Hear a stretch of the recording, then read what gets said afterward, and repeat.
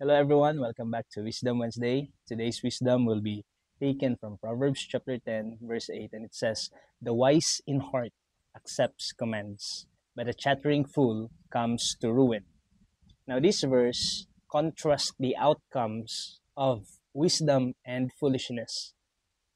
It highlights that those who are wise, they accept instruction, they accept guidance, and they accept it willingly, recognizing the value of learning and growth.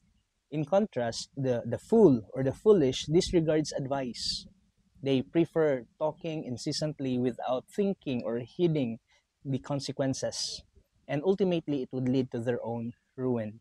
Now, this verse hopefully would remind you the importance of humility, teachability, and discernment in making wise decisions that contribute to personal success and well being.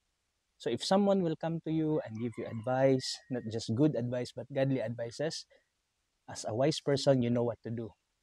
You accept it. May you make wise decisions today.